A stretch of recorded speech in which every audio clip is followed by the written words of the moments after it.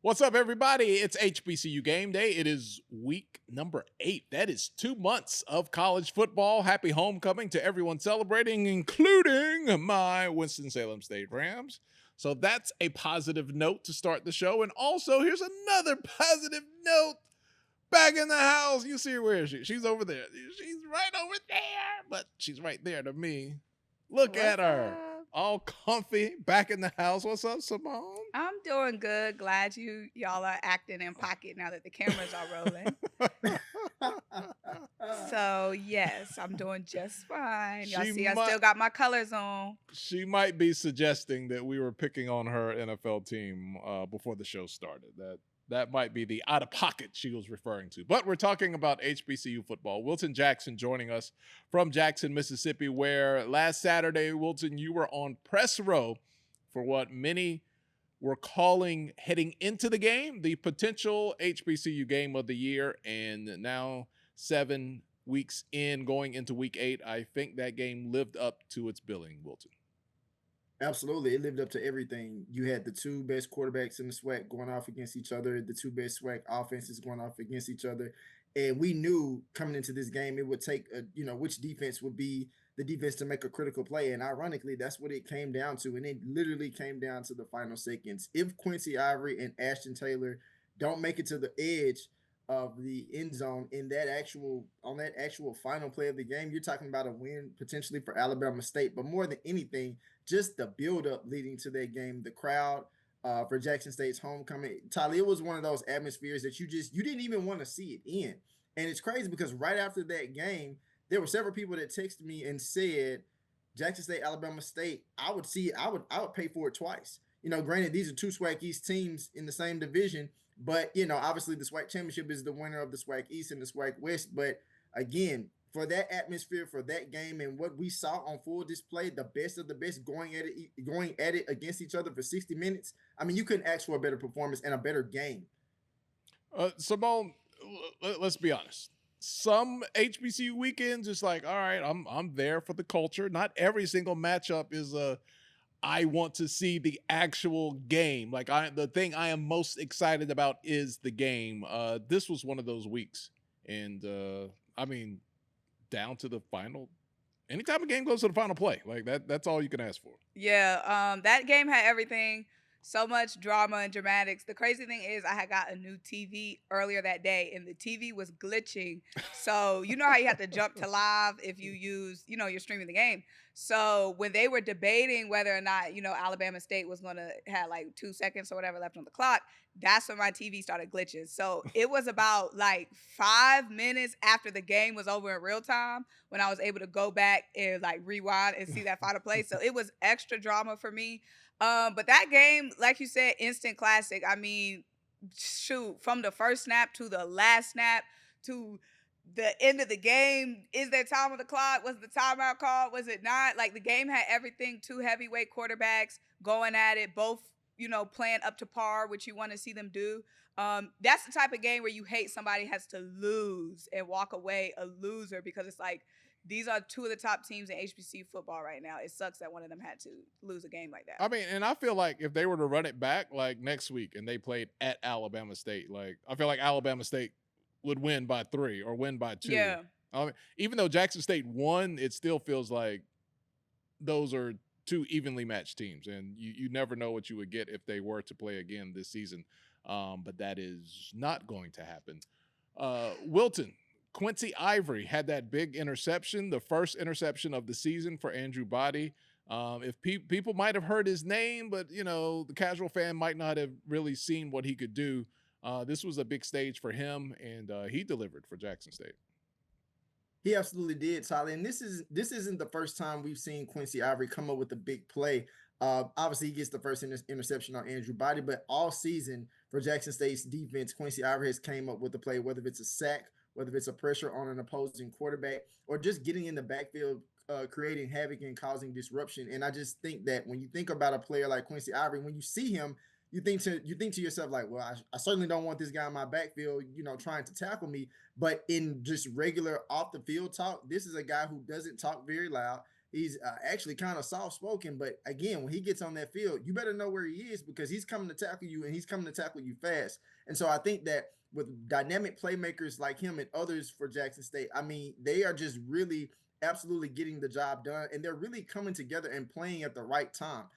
We already knew that this game was going to be one of the biggest games for Jackson State coming into the season, and more so within the middle portion of the season. And now that Jackson State has taken this win against Alabama State, while there are other games to still be played, this was a huge litmus test. And Jackson State, in this particular case, passed the test with more games in front of them that they should be able to win, but they must stay focused because that is a very, very good Alabama State team led by Andrew Body and company that is looking to still find a way to get to the SWAC championship game at the end of the season. So Alabama State's in a position they would need Jackson State to lose twice because Alabama State, even if they win out, and if Jackson State were to slip in another conference game, they would still own the tiebreaker against Alabama State. So that's a lot of hoping and wishing for the Hornets. I don't see Jackson State losing twice between now and December. Tough. Nope. I don't see that happening either. Can Alabama State playoffs? Can they? Is that a possibility? Like what? For as good of a team as they are right now, for what they can control, what potentially do you see in their future? I think they could potentially be a playoff team. I mean, again, when you just went toe to toe with the number 14 team in the FCS amongst FCS rankings, I think that gives you a certain amount of credibility to know that like you're just as good as any or just as good as Jackson State or any other team amongst those top 25 rankings among those teams. So I think that, again, they would absolutely have to win out for the rest of the season, though. Alabama State could not afford to drop a game against any other SWAC opponent on their schedule if they wanted to have true contention on earning a potential spot to play in the FCS playoffs. Well, they got a week off, and then it is the Magic City Classic. A tough Alabama A&M team, but a team that does have a couple of losses heading into the Magic City Classic. So off this week, third Saturday in October will be the Magic City Classic. You gonna be out there? Nope. And no paycheck. You know my rules, Symone. Dang, you can't just go out for fun? The TV is for fun. Showing up Tolly is to said get no. paid. No, I got babies, children at home, private school. I need that money. All right, let's talk about Division II, Division I, brand new Band of the Year rankings. Yes. Incoming hate comment. Yes, we got canceled. Are we over being canceled the last time we talked about this? We've been canceled for like 2 years. Ever since SUV or whatever, we've been canceled. Since what? Who canceled us? Sisters. Remember Sisters? Remember I got canceled for Sisters? God, I don't even remember now. You don't remember Eddie George's wife.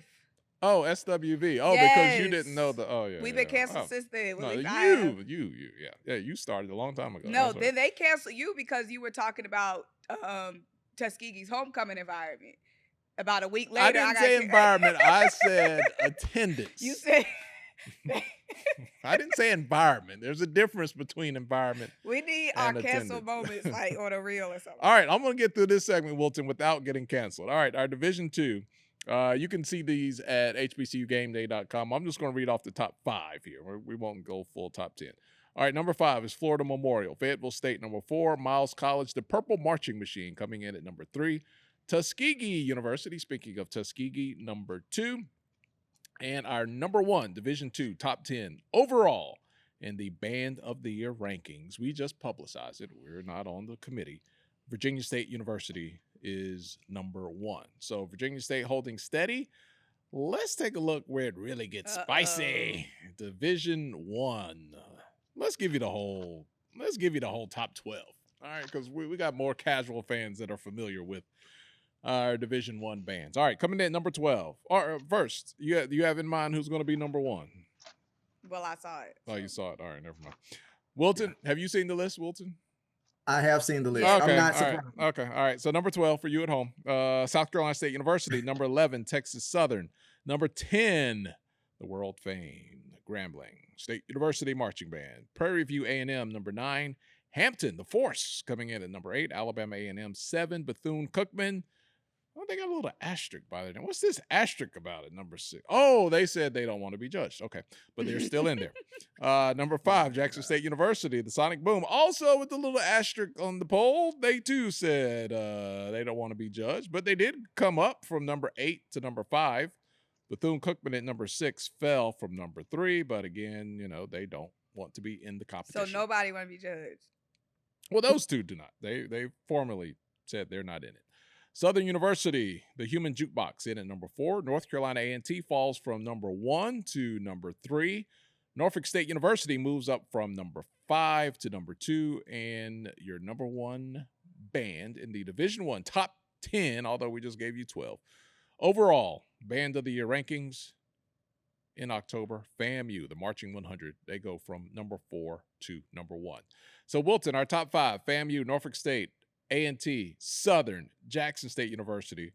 We got a little East Coast, got a little Southwest, got a little Louisiana, got a little Mississippi, got Norfolk State. The Tidewater, we'll call it. How do you feel about the diversity in the top 5, Wilton? Now, I actually like the diversity in this top 5. I like it much better than what it was in the month of September, which we documented well on this show. He's just saying that because A&T dropped. No. Symone, unlike yourself, well, not you, but some others, I'm not an A&T hater. I'm not an A&T hater at all. I'm not a hater of anybody's HBCU band. I actually like this list. Maybe if I wanted to flip or switch anyone, maybe put A&T or Norfolk State over FAMU, just my opinion. And this is coming from someone who's probably a little bit more SWAC biased. But at the end of the day, I don't have a problem with this list. But the one thing I will say outside of like just the top 5 with Jackson State and Bethune-Cookman, when you look at this list, it's just something to think about, nothing necessarily to set in stone or anything like that. But with Jackson State and Bethune-Cookman both pretty much withdrawing from this competition, or at least not being graded, if you're Alabama A&M and Hampton, do you kind of consider yourself as like, okay, do we move ahead of them? Not obviously you don't move ahead of them because you're in your rankings, right? But considering they're not going to be performing, do you kind of in your mind tell yourself like, hey, we still have another month of potential rankings that we could move up. How could this potentially help us, going forward? So, but other than that, I think that the list, it works out. I think you have a good combination of both, from, like you said, Tyler, from the East, a little bit from the South. It's a good combination for me. All right, Symone, your Aggies fell to number 3.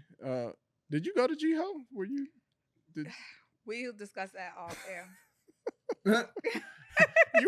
you were fighting to get it into GHO, but then you were on the fence, like, do I want to go? Yeah, we'll discuss off air. But bring it to the red table. Come on. Long story short, no. Well, let's start with the fact that I didn't know I got confirmed until 2 hours before the game.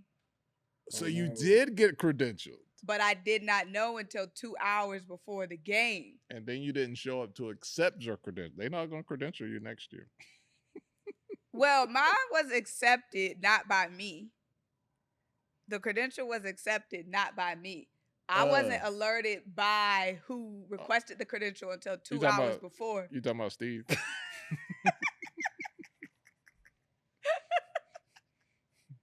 That I had a credential in the first place. Oh, Symone, by the way. So you at the game? Basically. So no, but I see, what happened out there. So oh, you called Steve out for getting a credential, and then he hooked you up by calling you 2 hours before the game. 2 hours. if we'll try again next game. But what was the original question? Oh, what'd you think about A&T falling? I feel like we're getting canceled. I'm getting canceled as I'm getting canceled for the second time right now. But go ahead. What was our question about? I mean, your just thoughts. A&T, was number 1 after all the uproar that was received for the blue and gold marching machine being where they belong, number 1. I knew there was gonna be some shakeup in the rankings because there was a lot of noise, and usually when there's a lot of noise, that can influence people to make a change, whether it's necessary. There was a lot not. of noise. It was a lot of noise. Yes. So it's a long season. Battle of the Band of the Year isn't crowned October 16th. Okay, so as long as the blue and gold marching machine keeps doing what they do, we'll finish on top. That sounds like you talking about your football team. I mean, the same standards apply. I mean, even Wilton is saying he doesn't think FAM should be number one. And he's the expert. Well, Wilton, is from Jackson, Mississippi. Oh, yeah, and so he we got can't, that bias. he cannot help it. All right, we're going to hear more from Wilton in just a second. I think we might try to work a special guest in. So while we do that, let's continue the conversation.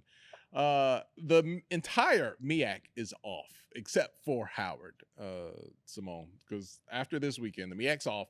Then they'll have conference play next weekend. So we'll finally get down to the good part. We're going to talk about that in a second.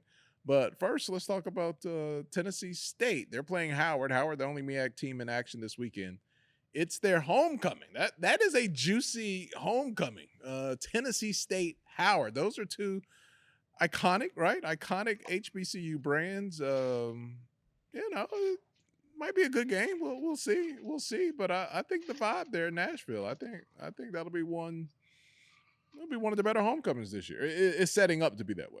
Yeah, the environment's gonna be on 10,000. Howard fans, Tennessee State fans, like you said, two big names, two big brands in black colleges. So the vibes are gonna be on 10. Nash Vegas. I gotta make my way out there. I should have put that homecoming on the calendar. Well, at least we can establish a little earlier than 2 hours before the game that you might want to make your way out there. I got to get all my ducks in a row for October 30th. I already got a backup plan because I already know. What? I was just looking at the way you did your eyes. Like my wife does that from time to time. You just gave me a triggered flashback. Because sometimes, y'all make us start glitching. Y'all start acting crazy. We don't know what to do. All right, so it's going to be a vibe in Nashville, Tennessee State, Howard. It's going to be, a chill kind of weekend in the MEAC, but there are some hot spots. And there are some hot seats. We teased a special guest. Let's bring him on in because one of those hot seats might be in Tallahassee this weekend. It is FAMU's homecoming, which is a mouthful within its own. It's also Alcorn State visiting. Vaughn, these are two fan bases. Alcorn State fans, they expected more wins, and I would dare say the FAMU fan base expected more wins. What do you think is at stake, Vaughn, this weekend in Tallahassee on the field, homecoming aside, with Alcorn State and FAMU? Well, I think this game should be nicknamed the Somebody's Gotta Win Bowl, because this year it's not been these two teams at all. FAMU is in desperate need of a win by getting two blowout losses at home, and FAMU is not accustomed to losing in Bragg Stadium. It's just not, and so the fan base is not happy, to the point where earlier this week at the pep rally, it was not so good for the football team and the response from the crowd. So I think the players might be energized to go out there and show that they do have some pride still left in them and representing the school. Tons of events. I'm here late because nothing starts on time on homecoming. I don't care whose homecoming it is. It does not start on time. And so I was actually at an event that started the time it was supposed to end. So I apologize for missing the return of Symone and Wilton and Tolly. But yeah, in FAMU, it's a must win for literally both of these teams, but particularly FAMU. There have been more losses in Bragg Stadium possibly than Willie Simmons' entire term at FAMU. So that's the fan base is spoiled at home. Not that they like losing on the road, but they just feel that at home we're supposed to beat whoever comes here. And so that perception will prevail this week.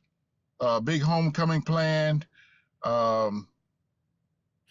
Just some of everybody coming in. A huge homecoming concert tonight, which I have somebody covering because I don't know any of the music. G Herbo. I know Boss Man D-Lo. Vaughn, you know like Boss everybody. Man. I like Boss Man D-Lo, and I like Boosie. Lotto, Party Next Door. My daughter loves that. So. Big Mama. Party Next Door, so. Oh, y'all got everybody. Oh, yeah, this concert tonight is literally the concert of the HBCU season. Covering, Vaughn. Well, listen, I had interns lined up to cover it. I was like, hey, I got a press pass for the concert. I'm not going. Who's covering? And my phone blew up. So I almost had to do lottery style. Is Thursday night homecoming? Is that the norm? Is that? Oh, yeah. Really? Okay. Most places it's like Yeah. Saturday, or at least when I was in school, it was Saturday night after the. It's after really the, Thursday, Friday, and Saturday. Right. It's like nobody Friday goes too. to sleep after. Nobody goes to sleep after the night during homecoming. I mean, Thursday night you just stay up and rinse off between day and night and go to the next set of activities. No. It's not rinse off. Wilton, how do you properly? It's say wrench. Wrench off. There you go. There you go. It's wrench off. You don't rinse off. You wrench off. Yeah. But if I could go back real quick to the band of the year, I also was wondering how FAMU jumped 3 spots, and I think I know the answer. As I read Stephen's story, the thing that jumped FAMU over a lot of spots was performance of the drum majors. And that is fueled by that female drum major, Dupe, is a star. I sent a video from the game of her bringing the tubas off, and literally Stephen and I were just, it's got like 25,000 shares and so much interaction. So I think the popularity of her leading the band actually does make it makes the face of a drum major. So I can see how if the drum majors, which is one of the metrics that they use, is that possibly her performance, which was literally flawless last week, probably fueled that jump. And when your entire tuba line can jump up and do a jumping split, Right. Your entire tuba line, something's got to give, Vaughn. Not every band does that. Right. Right. And that goes, and I'm glad you said that, Tolly, because that goes back to what Wilton and I said last week of why every band is the best band to their fan base. That's just what they do. Every band doesn't have to do that. Every band does something that their fan base is attracted to, looks forward to, and loves. So to me, it's kind of hard to pick a band of the year and rate under one set of metrics when the bands do different things. I think it was, didn't Southern put the time on the field during the game a couple of weeks ago? Was that Southern? They put the time, the actual time that it was 8:04. They spelled out 8:04 on the field at 8:04. Oh, wow. Yes. Wow. So that's what I'm saying. All the bands do different things. So it's really tough to try to compare them on one set of metrics because every band is the best band to their fan base. Touche, and you're still gonna get this poll every month. Still gonna get this ranking. That ain't gonna change. And Tolly, I owe you a shout out. What's that? Because you, Wilton, and I picked Jackson State to win by 1 score, but you said a field goal, and it was actually 4 points. Boy, you were close. Yes, I felt like the home field advantage, wherever it was going to be, was going to be the only difference. That was spot. It was spot on, brother. Spot on. Well, you were spot on with Bethune-Cookman over Southern, and Bethune-Cookman rolled in that game, and Southern will be they'll be hosting Prairie View A&M, which looks like, along with Texas Southern, maybe one of the 2 teams to beat in the division. Wilton, Vaughn, Southern fans, fan base, administration, they don't play the radio for long. When that tune's a little off, they're not afraid to change the station. Vaughn, you want to go first? No. Those folks in the Bayou, they want to do their tailgates. They have the most active tailgates, and they talk the most junk. Our good friend Reggie Flood over there will tell you in a minute. They don't play in Southern about the football, so the slide that the Southern Jaguars are on, it just can't continue. And in my opinion, and this is a non-Southern person, and just looking at the responses, even winning the Bayou Classic is not enough this year. They need to see the team performing better long-term and not just against Grambling. Wilton, what has been the biggest issue with Southern this year? Continuity on offense, what that looks like, being able to, stop opposing explosive plays. They need that. And just like, what we were seeing from Southern almost this time last year was them finding ways to win games after having slow starts. They're not doing that.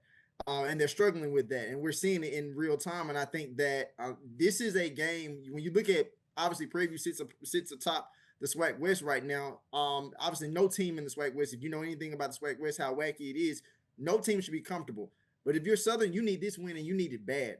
If you're Terrence Gray, you absolutely need this win, because this could be a win that changes the course of the season, number one. But number two, this could be a win that potentially keeps you around and saves your job. Granted, we don't necessarily know if he's gonna be gone, but obviously the rumors and the chirping have already started about, hey, what's gonna happen at Southern? What's gonna happen with Terrence Graves? Like, Southern is not performing the way that they need to perform. They absolutely need this win, Tolly. And again, if they find a way to win this game, this would truly live up to how wacky the SWAC West is, because Southern absolutely has not been playing well.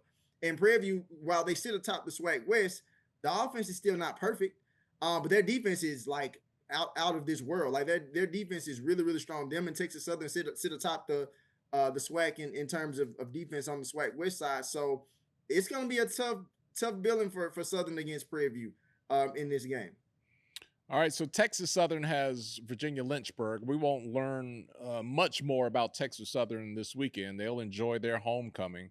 But Wilton, I'm with you. It would play true to form if Southern was to come out and beat Prairie View, and we sit here next week and say, well, who is the best team in this division? Is anybody here? Symone, Wilton, Vaughn, is anybody willing to put their name on it, stand on business that Southern will win this game? No, not me. I'm not. I think it'll be a close game, but I just don't think they win this game. I don't. I don't see it as close. I think it's a double-digit win for Prairie View, just from what I've seen. I say double digits. The only reason I won't give Prairie View a double-digit win is because of the sometimes the inefficiencies on offense. Now, of course, run game if that's going, then I could see where you're leaning towards, Vaughn. But as far as like outside of that, I have Prairie View winning, but I don't know if it'll be double-digit. All right, we got Grambling State. They are at UAPB. Are those two seats hot in Grambling and UAPB? Are they warm? Are they safe? What do you guys think about Gram Fam, UAPB?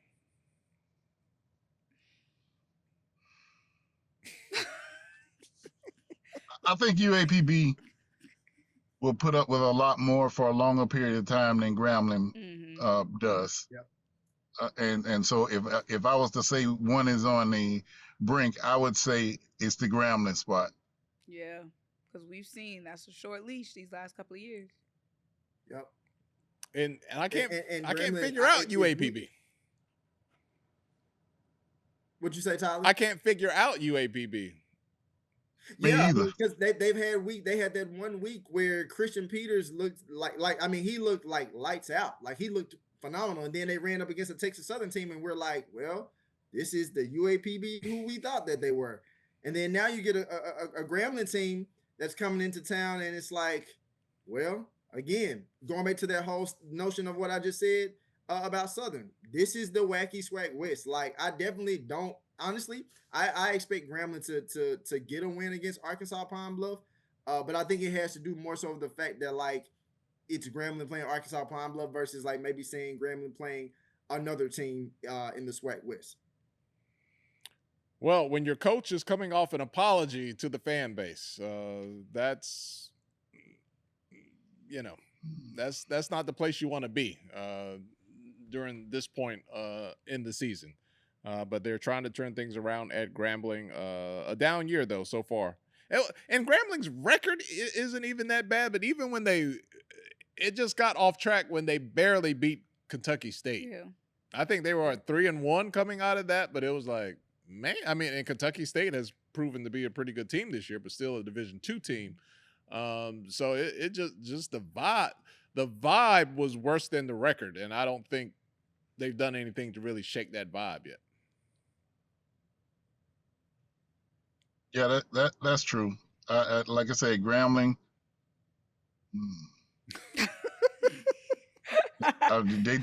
We know their leash is short. I mean, right. Their leash is short as Broderick Fobbs, Yeah. It's pretty That, much that, short that around the doesn't SWAC. that doesn't seem that long ago, Vaughn. And I'm Right. just thinking to myself, just like some of the performances, of course, quarterback at Grambling, Xavier T said, we've seen him have strong games. We've seen him have some up and down games. And we've also seen this Grambling team have a lot of miscues, especially in like late game situations. And so that's why we really don't truly know what we're going to get from Grambling each week week in and week out. And again, will we get a Christian Peters for Arkansas Pine Bluff that showed us that he can play and play lights out? Or will we get a Grambling team that just comes in and just truly dominates? I can't envision where it's a game where it's a blowout, like a major blowout, but I do give the edge to Grambling in this game. All right, Graham fam, you're on the clock. Yeah, I agree. We will see what happens this weekend. All right, let's get back over to the MEAC. We'll come back with more SWAC conversation. Symone, your top 3 burning questions that will be answered when MEAC play starts, not this weekend, but the following weekend. It seems like to me right now is South Carolina State, North Carolina Central, Delaware State as the true contenders. What are some big things you're looking to get answered when they start playing one another? 3 questions is a lot. But the biggest question I feel like is how Delaware State is going to handle the task of North Carolina Central and South Carolina State. Because we know Delaware State is a great team, great future. I don't think anybody predicted them in year 1 to be performing like this. To finish last. Yeah. They were predicted to finish last. So for them to be playing like this, right out the gate almost, it's exceptional. We know North Carolina Central and South Carolina State, they're going to want to give their best to Delaware State. It's a rebuilding team. It's a team they're used to rolling over these last while. A new coach that has a lot of buzz and a lot of media attention. So we already know they're going to give their all to Delaware State. So I just want to see how Delaware State is going to respond against North Carolina Central, South Carolina State. And I mean, every year in the MEAC, the question is just who's going to take that loss, that season-ending one loss in the MEAC. Yep. But I cannot wait for MEAC play. I'm so excited. I can't wait. It's gonna be good. Vaughn, you're a former MEAC guy before FAMU made the switch. What are some things you're looking forward to when MEAC conference play begins, Vaughn? I go straight to Norfolk, Virginia, and see what their defense is going to do now that Michael Vick has made a wholesale change with his defense. Will that inspire his team to motivate them to be better, to put themselves in better situations to win? Norfolk, like I said, they had such a fire behind the Michael Vick hiring, which is starting to fizzle. And so they need to see some change. And I applaud Michael Vick. If something's not working, that is part of coaching, that you have to make changes. He saw the problem as a defense. We will see if they are able to improve on their defense, supplement it with some offense, and get off the losing streak that they're on. Norfolk has left so many games on the table this year. I mean, just left games on the table this year. They're going to look back and see what the season that could have been. And I think Michael Vick, with making the change that he did on defense, is saying, we don't want to give up on this season. We want to continue to improve this year. And there's plenty of time because conference play is just beginning. You can be the greatest team out of conference and not make it out of the MEAC. You can be on the struggle plate and turn things around late October. Wilton, what are you looking forward to in MEAC play? What are some things that you'll be keeping an eye on? Tyler, it's quite a few. I mean, I'm just excited that we actually get a game in MEAC play, number 1. But number 2, Delaware State, North Carolina Central. Like Delaware State, Coach Deshaun Jackson, he's going to be put to the fire immediately against essentially one of the favorites in the MEAC that's contending to, win the MEAC and potentially earn a berth into the Celebration Bowl. And so, when you're Deshaun Jackson, you're facing a coach in Trey Oliver and a North Carolina Central team that's hungry to get back after not playing their last season. Hungry or hungry? Hungry? Hungry. That sounded like a U. That sounded like a U. Yeah, it's a U in there. Gotta add the U in there. All right. But no. I think that we're gonna really get a chance to get a real test to see what Caden Bennett and that rushing attack for Delaware State is gonna look like. We're also gonna see what the Hornets defense will look like against A pretty solid offense, of course, from North Carolina Central, led by Walker Harris and Christian Mosley. But I think an intriguing game to think about, and you guys just kind of alluded to it, that South Carolina State at Norfolk State game. Granted, Norfolk State is not playing well right now, and there's some changes, but I was just going back to look at like their roster. I mean, not their roster, their record to see some of these games. And if you throw out the game against Rutgers and Townsend, they lost to, well, they beat Virginia State 34-31. They lost to Sacred Heart by 3. They lost to Wagner by 5. They lost to Hampton by 6. And then, of course, this last game with Wofford was, more of a blowout. So, as we just said, all those games out of conference. What if you could find a way to encourage and really speak life into your players to say, basically, our season is still 0-0. We still have a potential chance to be playing for a Celebration Bowl. Do I think that's going to happen? I don't. But there's a lot of room to still improve and still shake some things up in MEAC play because it's starting so late. Symone, is there still time to lay hands on Norfolk State? We're about to see. I'm with Vaughn. I love how Coach Vick just went and instantly made a change. We see coaches a lot of times where we feel like the problem is identifiable, but egos, relationships, not wanting to take risks come into play, and people don't make the move that needs to be made. So to see Coach Vick, making a change that needs to be made, I like that. That gives me a lot of confidence. That gives the team confidence too, in knowing that, hey, this season isn't over. Like, we're still making the adjustments that need to be made. So I'm praying QB7 and the team by October 30th, we need that together, okay? Because we are trying to pack out the link. I got the RV packed, okay? Spot booked, okay? I'm ready to have a good time at the link, distract me from some other football that's being played there, and I need a great game from these two Eagles legends. What does the snack pack look like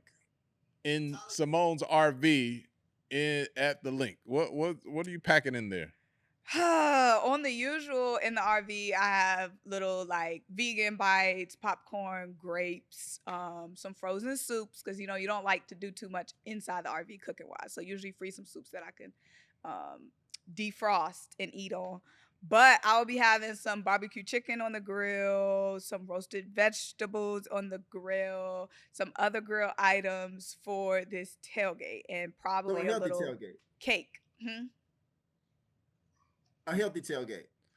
No, Vaughn, that's my favorite thing is barbecue chicken. Vaughn, there's not enough gristle, fatback, protein, triglycerides. Hey, we have to be able to walk around the tailgate, walk into the game, walk out, get loud on third down. I don't know. Vaughn, you gotta have that energy. Can't have that sluggish food.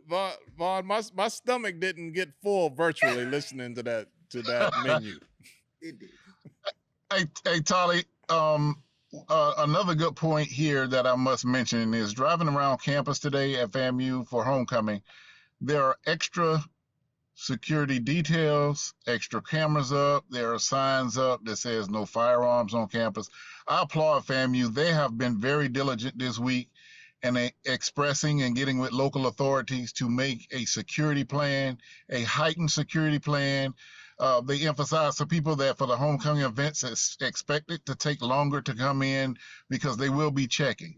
And I think that's a great response to what we've seen across the year with people infiltrating HBCUs. I say that because it's not necessarily the people at the HBCUs. It's been infiltration by locals, people from out of town, troublemakers, and all types of things. So FAMU is taking serious measures. There are signs, literally signs everywhere. No firearms or weapons on campus.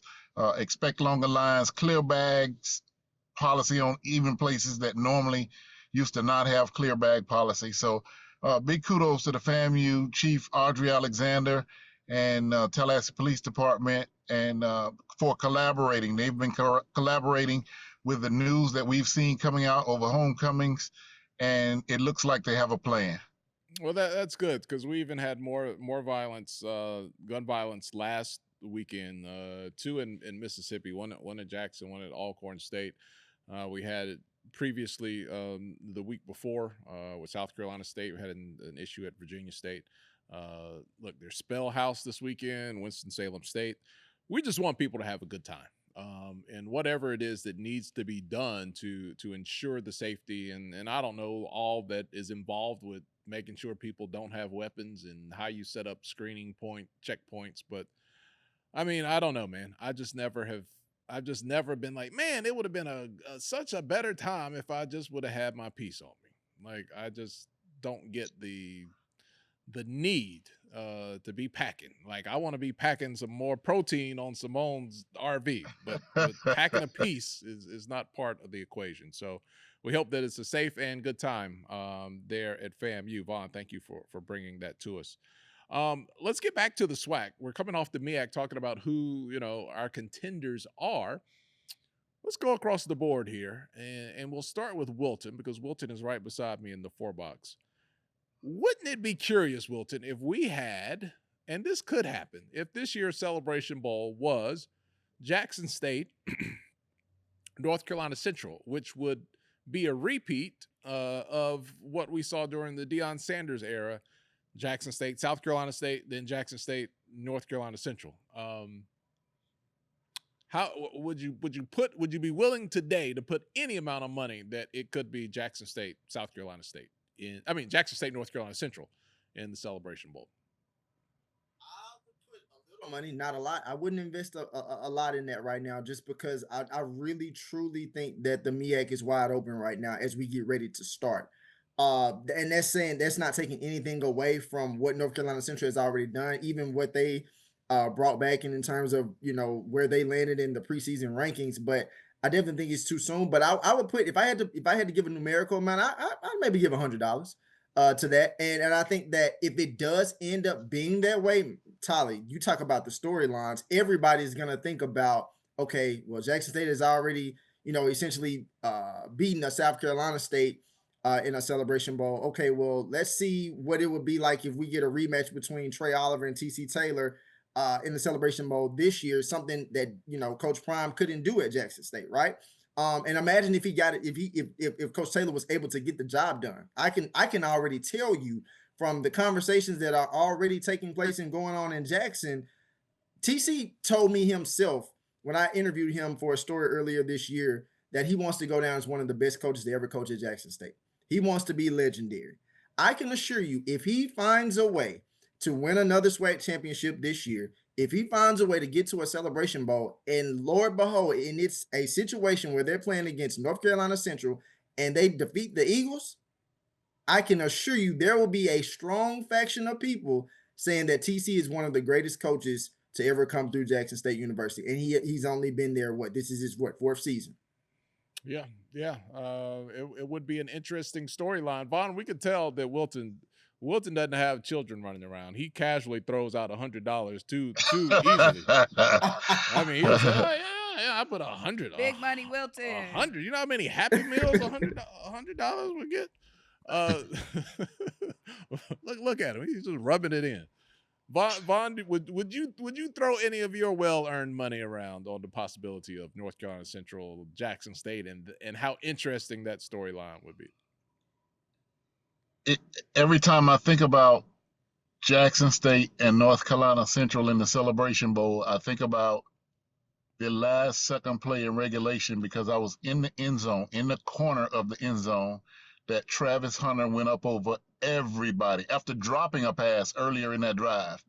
Fourth down, Shador scrambles around and throws it up, and Travis Hunter goes up. He was 8 feet from me, which means none of my cameras can focus that close a distance.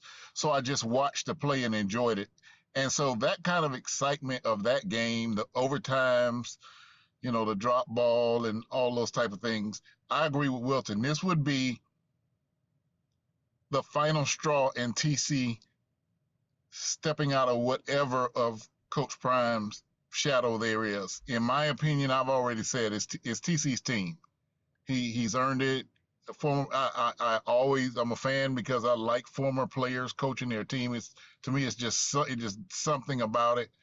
I think TC would certainly establish himself as one of the best coaches in Jackson State's history if he's able to repeat back-to-back Celebration Bowls and avenge both of their other Celebration Bowl attempts.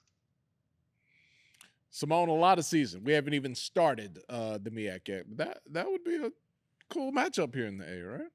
I would love that storyline. However, I need to see one of my guys in Atlanta for the Celebration Bowl. Like Wilton said, we have a long time before we get there, okay? It's still wide open. It's anybody's MEAC right now. Now, while that will make a great headline, go ahead and start writing your templates. Get prepared for that for December. But I think the Hornets, they might have something to say about that. So let's stay tuned and see what Jackpot 10 got to say. Well, that Dell State train has been rolling. It has been rolling. You can even argue one of those losses was they had some help throwing out your quarterback. So that Delaware State, what they're going to do and right out of the gate, starting with North Carolina Central and conference play is going to be cool. All right, leaving on a note that's non-football related, but Stephen A. Smith, who's a graduate of Winston-Salem State University, one of the biggest mouthpieces in sports talk, entertainment, whatever you want to call it. I'm happy for the success of anyone who graduated from my alma mater. I cheer for all Rams. I'm not a big fan of his style. Never have been. I don't like the fake argument stuff. But why are you always beefing with me? About what? You know what? That's not you. That's Miles behind the camera. I'm sorry, y'all. I'm traumatized. I pick on you because I like you, but I don't create fake arguments. But Stephen A. drew a lot of heat this week for comments he made about Jasmine Crockett and really doubled down on those comments. And people are saying he's overly critical of Black women. That's a big critique of his, and he doesn't come with that same energy towards men. Vaughn, it used to be a time you were celebrated for having a big brain, for being smart, for being an intellectual. It seems now we're in a point in history where you are celebrated and can even gain power just for having a big mouth. What was your takeaway on Stephen A.'s comments and kind of the backlash? I think Willie D from the Ghetto Boys, he really laced them up proper online. But you guys know about all this. It's been everywhere. Vaughn, what were your thoughts on it? My thoughts on Stephen A. were this. Stephen A. is obviously positioning himself, testing the waters to see if there's a political run in his future. Everything he's done on his podcast are literally away from sports. He talks about sports, but he takes the opportunity to dig deep into politics. He seems to be on the right. He seems to be on the right. He seems to be a supporter of President Trump. And that's okay, but it's just like you can do that without downing someone else who doesn't agree with you. I mean, she should have never been in the conversation in that manner. So it's almost like he's trying to pick an argument with her, and which would possibly make headlines, which we all know in this cycle, being in the headlines is huge for your popularity, whether it appears to be good or bad. I mean, just look at our president. You know, he stays in there. Whether it looks good or bad, he finds a way to capitalize off of it. So I think Stephen A. is testing the waters politically. He's not saying it, but everything he's doing says that he's testing the waters. So to come out and talk about Jasmine Crockett, who to a lot of Black people feel like she's one of the few people that has the guts to stand up and say what we would like to be said, to go after her is almost like going after us. So, and I tell you, Stephen Gaither's article really touched my heart, because there's nothing like seeing a person that you looked up to and tried to model yourself after, you know, to some degree, for them to turn. I wouldn't say Stephen A. was an idol of his, but it was somebody he looked up to. And then to see him turn and to sour that way, you could feel Stephen's hurt in those words that he wrote. And I felt hurt for him, because I feel the same way. Wilton, you are in academic circles. You look at things from different angles. What was your takeaway as you kind of process that news cycle this week and what has become a consistent pattern, some people would say?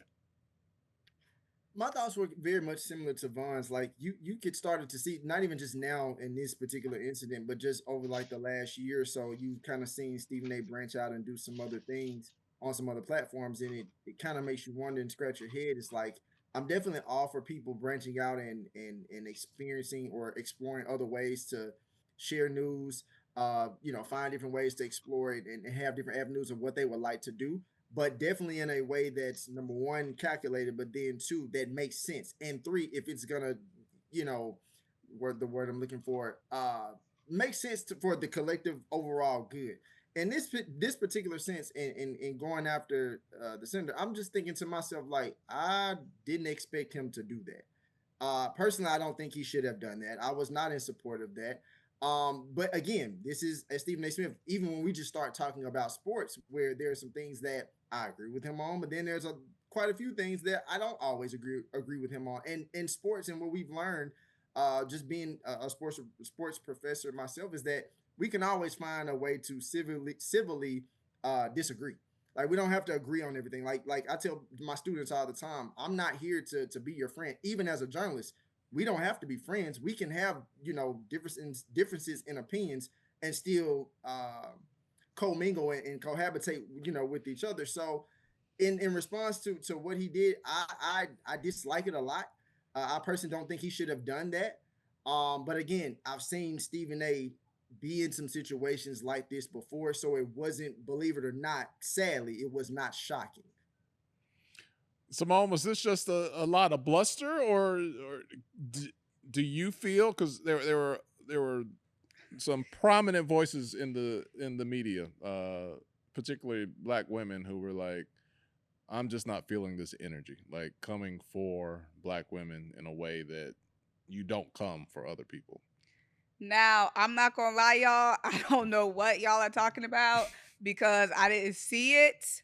However, I'm going to have to look into it. But I have seen some people talking about it, but I've never seen what was said. I just heard people saying he said something, but I've never seen what he said. He went in on Jasmine Crockett in the language that she used, words that she chose. So she brings the heat. Yeah. And he Butch body, bleach blonde. Right. And he was basically like, saying it wasn't professional. She should stay above board when politics in this world is long since gone beyond respectable politics. And this was recently. Yeah, it was like, what, guys? Early this week, late last week? It's been in the last late last days. week, I believe. Yeah. Late last week or over the weekend. It was really recent. So a lot of people came for him. Saying everybody's unprofessional in politics. Why are you coming for her? Right. But your energy specifically towards Black women, you just seem to have, speaking to him, like a little extra bass in your voice. Yeah. You stick your chest out a little more, and you don't do that with other people, specifically the Republicans that are and this is charge. Contributing to a pattern. Yeah, because I'm with Wilton. I'm not surprised. I'm not surprised. He was talking about Serena Williams recently, and her husband, he's King Clapback. He's going to protect his wife. But it's just, people are saying it's just interesting why you keep going after Black women. What is your problem? Yeah. It's obviously given, like you said, Vaughn, pandering towards a certain audience. You said big mouth, but he also got a big brain as well. He know exactly what he's doing. He's not dumb. Whether we agree with his tactics or not, at the end of the day, he knows what he needs to do to align himself with certain folks and to get support from certain folks. So, I mean, he's child. That's y'all. That's a ram. That's them ram. That's a ram. You know what I'm saying? Not Tolly turn his head. It still got it on the front though. No. We're bigger. We're bigger than any one person. Is hope he come around and just pray for the man. Well, he might be too far gone. Well. All right, guys. Before we get out of here, we're going to end it here. And I might have said that before. If this team loses this weekend, this is it. There is no coming back. last chance for us to change our minds about this team having a chance at anything. Who is absolutely the team that must win this weekend? Too many of them. Who wants to go first? I would probably, FAMU, one of them. Especially with FAMU, the thing that makes FAMU so bad is the way Jackson State is doing so well. You know what I mean? So they can't even contribute to, coach leaving, turning over all that portal because it's like, well, TC just fine.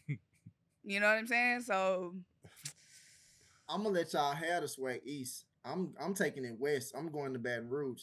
Southern, even though I don't have them winning this game, they need to find a way to win this game. And Tolly, ironically, that Columbia blue and gold and white helmet behind you, you need to grab it. Just go ahead and grab it.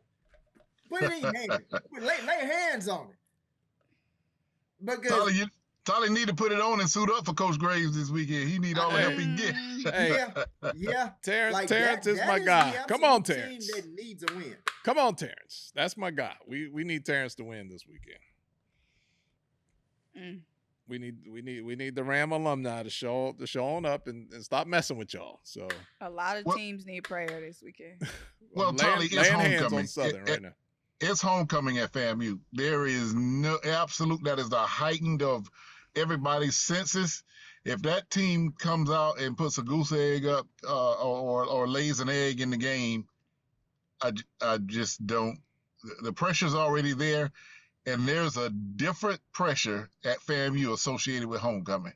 Oh, for sure. Whole different pressure. Vaughn, y'all have not been right since y'all lost the Valley. Valley? Y'all have not been right since y'all lost the Valley.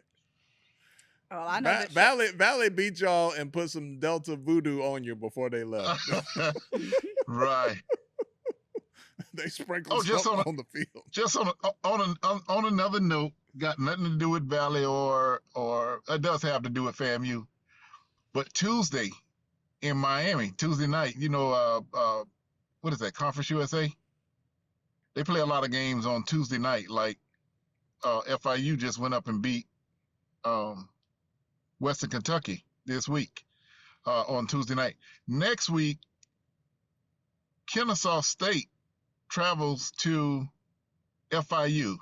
What's the significance in that as HBCUs? You got two former HBCU coaches coaching FBS teams. Yeah. So this would be adjacent from the former North Carolina Central head coach takes on the former Prairie View and FAMU. Prairie View. Yeah. So that doesn't happen every year. No, that this is a rarity. It is a really intriguing situation. Jerry Mack left North Carolina Central, went to Rice as a running backs coach, made another couple stops, and then ends up taking the head coaching job recently at Kennesaw. Willie Simmons coached Prairie View, head coach FAMU, running back coach at Duke, and then takes over FIU. They're both FBS coaches. It's really, really interesting, Tolly. I'm actually looking at flights. And Kennesaw State's AD is FAMU's former AD, Milton Overton. So it's really a lot behind that game. That game is so HBCU that I'm actually looking at flights because I think that would be a great story for us to just talk about their journey. Some coaches like a TC Taylor, I don't think FBS is his goal. His goal is clearly to make Jackson State as iconic. Again, they've always been iconic, but to make them as more iconic right now during his era of coaching, he's not looking forward and for anything. That says a lot to recruits as well, because we talk about the transfer portal, but the coach transfer is portal for opportunities is just as bad. Matter of fact, it started with the coaches transfer and first before the players could. And so when you look at somebody like TC Taylor that says he doesn't want to go anywhere and shows that he doesn't want to go anywhere and is making every effort to build a program there, that's a confidence builder for recruits and for especially the high school kids that he gets, that they can stay there for a while because he's not looking to go anywhere. So I'm looking forward to Jerry Mack and Willie Simmons on Tuesday night. It's almost like a HBCU bowl in the Conference USA. I just really think that's going to be an intriguing matchup of two guys that did really well when they were coaching, because Jerry Mack had North Carolina Central rolling, and that was right after they left Division II. Yeah, did a great job for the Eagles. Symone, did you get to answer the question of who absolutely must win this weekend? Did you say FAMU? Said FAMU? You said FAMU. Okay. All right. We're going to leave it there, boys and girls. Thank you so much. Symone, it was great having you back in the studio. Great to be back. Awesome. I can't wait to get a cartoon thumbnail going this week and see how many different versions we have to go through. The chat GPT be violating. Violations across the board. What'd you say, Wilton? When is your next assignment, like your sideline reporting? So this weekend I'm doing the Morehouse game. Shout out to Morehouse, 2-game winning streak, right in time for me to be there. So I'm doing play-by-play for Morehouse Saturday. Awesome. Where can we find that? ESPN Plus. All right. We're going to make the block hot again. Symone on play-by-play. It's Spellhouse Homecoming. Morehouse taking on Lane. Oh, well, I don't know. That should be a 3-game. You don't know. Never know. No. Lane has a good backup quarterback. He got in the A&M game. He did pretty good. Then they took him out. I thought he played pretty good. But it'll be a complete vibe. My wife teaches in the AUC at Morehouse, and she's like, we got class Friday. I don't even know where I'm going to park. Right. I don't even know what students are going to show up. Hey, Morehouse, just cancel classes on Friday, man. They not coming. They might as well. Even the professors don't want to be there. They just nobody wants to deal with that. Half the campus is shut off. Let the kids enjoy themselves. All right, I hope you enjoyed yourselves hanging out. HBCU Game Day Week 8 is on deck. We'll get together next week and talk all about it. Until then, I'm me. That's the crew. You're you. We'll see you next time around.